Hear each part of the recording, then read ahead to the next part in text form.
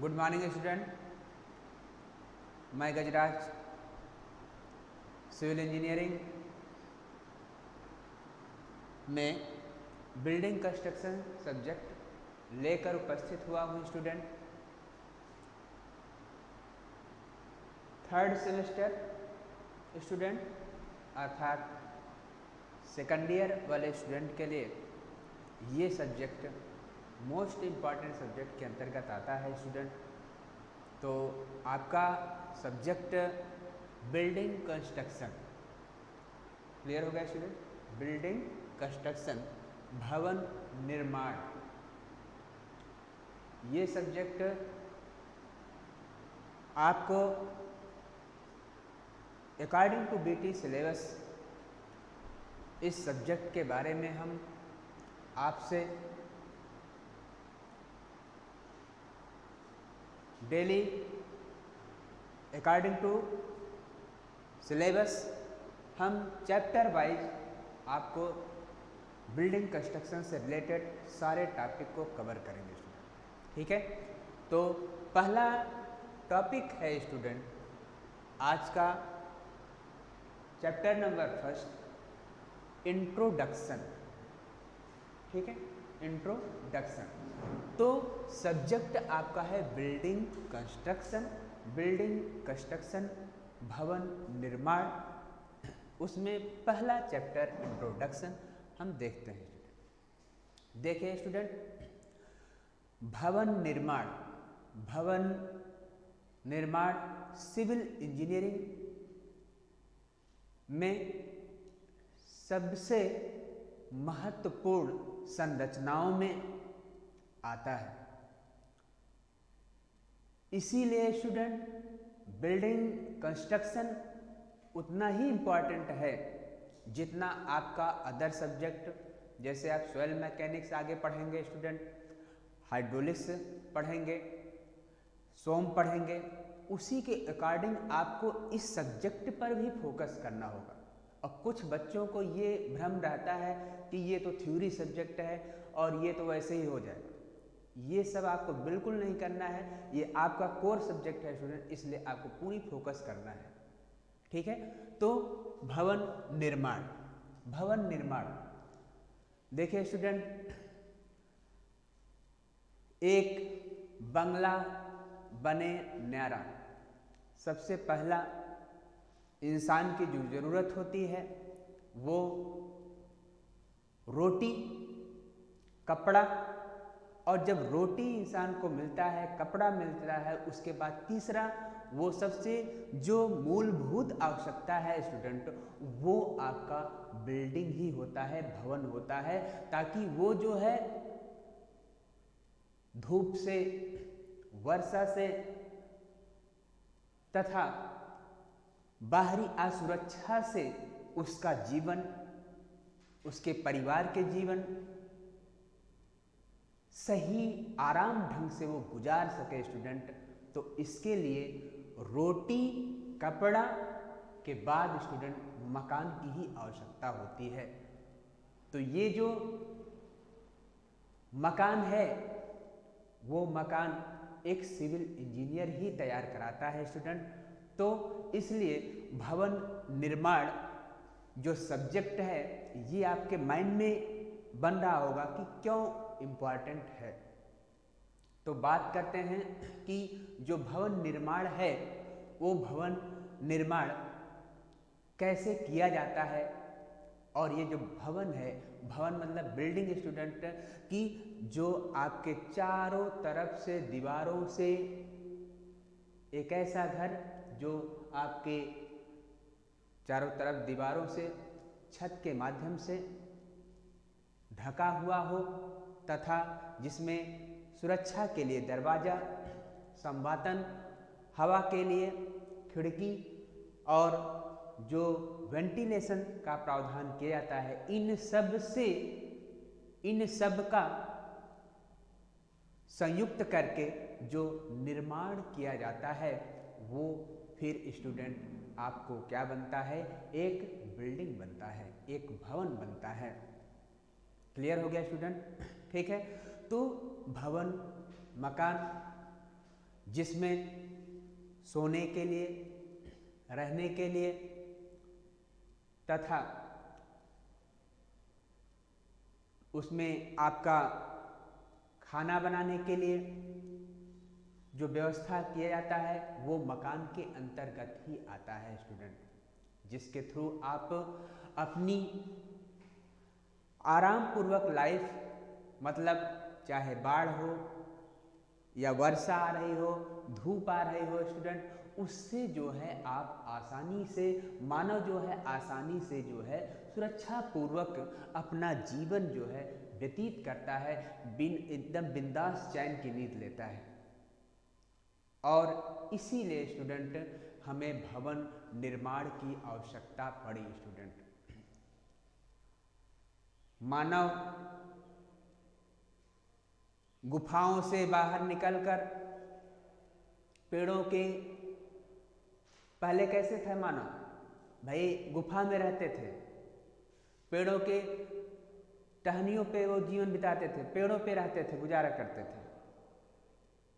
फिर वहां से मानव का विकास जैसे जैसे होता चला गया, फिर उसने यहाँ तक सोचा और आज इस स्थिति में है कि मानव जो है एक आलीशान मकान में रहने लगा है स्टूडेंट। क्लियर हो गया स्टूडेंट? तो इंट्रोडक्शन में आपको काफ़ी हद तक आपने आपके सब्जेक्ट के बारे में क्लियर हो गया होगा स्टूडेंट, आखिर क्यों हमें मकान की ज़रूरत क्यों पड़ी। ठीक है ना, इतना तो कॉन्सेप्ट आपको मिल गया होगा।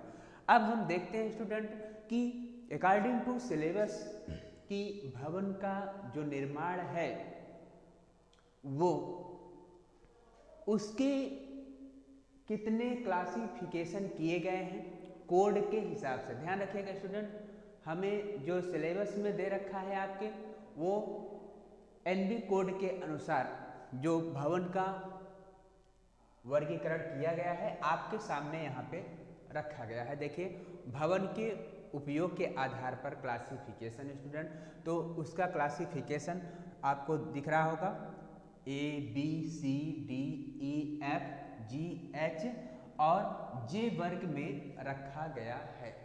ठीक है, पहला रेसिडेंशियल बिल्डिंग, आवासीय भवन, आवासीय भवन। ठीक है ना, सभी को पता है स्टूडेंट, आवासीय भवन जिसमें आप रहते हैं, जिसमें रहने के लिए, सोने के लिए तथा खाना बनाने के लिए, उसमें या खाना बनाने के लिए भी हो सकता है या फिर उससे अलग व्यवस्था करके उसमें किया जाता है। तो इन सब जो कैटेगरी आती है ये सभी को पता होगा स्टूडेंट कि ये रेसिडेंशियल बिल्डिंग के अंतर्गत आते हैं। क्लियर हो गया यहाँ तक? ठीक है, दूसरा स्टूडेंट हम देखते हैं कि आपका जो दूसरा कैटेगरी किया गया है, क्लासीफाई किया गया है, क्लासिफिकेशन किया गया है स्टूडेंट यूज के आधार पर एनबी कोड के अनुसार। ध्यान रखिएगा स्टूडेंट, ये एनबी कोड के हिसाब से है, क्योंकि आपके और भी जैसे उपयोग के आधार पर दिया है, तो आपके जो सिलेबस में दे रखा है आपके एनबी कोड के हिसाब से दे रखा है, तो उसी के अकॉर्डिंग ये जो है स्टूडेंट आपके सामने ये मैंने रखा है। ठीक है, तो यही आपको जो है एकदम से याद होना चाहिए, आपको तैयार करना है। दूसरा स्टूडेंट एजुकेशन बिल्डिंग, शैक्षणिक भवन। शैक्षणिक भवन स्टूडेंट जो भवन शिक्षा प्रदान करने के लिए बनाया जाता है वो जो है स्टूडेंट शैक्षणिक भवन के अंतर्गत आता है। ठीक है, आपको पता होगा स्टूडेंट, जैसे आपका यहाँ पे देखिए एग्जाम्पल मैंने दिखा रखा है, पाठशाला, नर्सरी स्कूल हो गया, विद्यालय हो गया, कॉलेज हो गया, ठीक है ना, विश्वविद्यालय हो गया। ये सब जो है स्टूडेंट जो आते हैं आपके किसके अंतर्गत आएंगे, ये सब आएंगे शैक्षणिक भवन के अंतर्गत आएंगे, एजुकेशनल बिल्डिंग के अंतर्गत आते हैं। क्लियर हो गया यहाँ तक? ठीक है, तो वर्ग बी में ये दूसरा हो जाएगा। तीसरा स्टूडेंट आपका वर्ग सी के अंतर्गत जो रखा गया है वो आपका इंस्टीट्यूशनल बिल्डिंग या संस्थागत भवन जिसको हम कहते हैं। संस्थागत भवन के अंतर्गत स्टूडेंट ऐसा बिल्डिंग का निर्माण करना होता है जिसमें आपका चिकित्सालय हो गया, ठीक है, यहाँ पे देखिए एग्जाम्पल मैंने दिखा रखा है, चिकित्सालय हो गया, नर्सिंग होम हो गया, आपका जेल हो गया, ठीक है ना। तो ये सब जो है स्टूडेंट आपका किसके अंतर्गत आता है, इंस्टीट्यूशनल बिल्डिंग के अंतर्गत आता है, अर्थात संस्थागत भवन के अंतर्गत ऐसी बिल्डिंगें आती हैं। अगर आपसे पूछा जाता है कि जो है कि नर्सिंग होम हुआ या जेल हुआ ये किस बिल्डिंग के कैटेगराइज के पार्ट हैं स्टूडेंट, तो आप क्या बोलोगे, इंस्टीट्यूशनल जो है बिल्डिंग के अंतर्गत ये आते हैं। क्लियर हो गया। चलिए नेक्स्ट स्टूडेंट चौथे की अगर हम बात करें, जो चौथा क्लासिफिकेशन किया गया है वो आपका वर्ग डी का किया गया है, ठीक है। ये असेंबली बिल्डिंग मतलब स्टूडेंट की सभा भवन किया गया है, सभा भवन।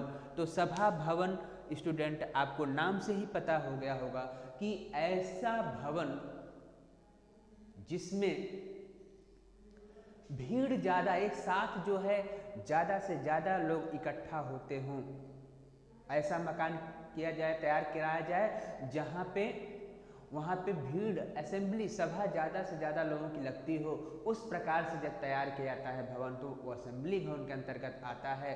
कहने का मतलब स्टूडेंट ये हुआ स्टूडेंट कि मंदिर, सिनेमा हॉल, नाच घर ये सब जो है असेंबली भवन के अंतर्गत आते हैं, ठीक है। Next student business building. Business building नाम से स्पष्ट हो रहा है कि ऐसा भवन जब किसी बिजनेस के पर्पस से तैयार किया जाए तो ऐसा भवन जो है स्टूडेंट व्यावसायिक भवन के अंतर्गत आता है। जैसे आपको वहाँ पर बैंक भवन है, जैसे आपको देखिए यहाँ पे दिखाया गया एग्जाम्पल, बैंक भवन हो गया, ब्यूटी पार्लर हो गया, ठीक है ना, तो वहाँ से व्यवसाय हो गया, ठीक है ना। तो ऐसे भवन का जो आता है स्टूडेंट ये किस कैटेगरी में आएगा, आपके बिजनेस भवन के अंतर्गत आता है। नेक्स्ट है स्टूडेंट मर्केंटाइल बिल्डिंग मतलब वाणिज्यिक भवन।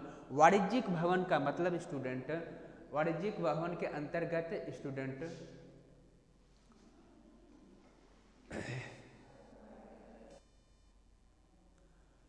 तो स्टूडेंट मर्केंटाइल बिल्डिंग वाणिज्यिक भवन के अंतर्गत स्टूडेंट ऐसे भवन जिसमें वाणिज्यिक कार्यों को अंजाम देने के लिए भवन का निर्माण किया जाता है वो वाणिज्यिक भवन के अंतर्गत आता है। जैसे स्टूडेंट वाणिज्यिक भवन के अंतर्गत आपको पता है जैसे दुकानें हो गई, देखिए दुकानें, स्टोर, शोरूम ये सब जो है किसके अंतर्गत आएगा स्टूडेंट, ये वाणिज्यिक भवन के अंतर्गत आती हैं, ठीक है।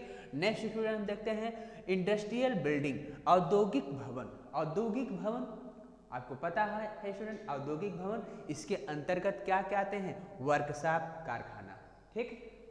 चलिए नेक्स्ट स्टोरेज बिल्डिंग, भंडारण भवन।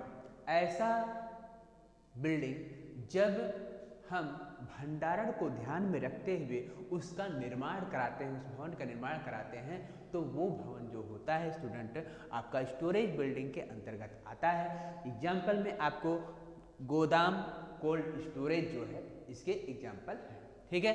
अब लास्ट बिल्डिंग हम देखते हैं स्टूडेंट, लास्ट जो है आपका हजारडस बिल्डिंग है मतलब जोखिम वाले भवन है स्टूडेंट, ठीक है। तो जोखिम वाले भवन के अंतर्गत इसमें स्टूडेंट जो है कि आपके एग्जाम्पल हो जाएंगे petrol, gas receive, gas cylinder, shed वाले भवन इसके अंतर्गत आते हैं, ठीक है स्टूडेंट। तो आज का लेक्चर हम यहीं पे एंड करते हैं स्टूडेंट, इसके आगे के टॉपिक को अगले वीडियो में हम देखते हैं।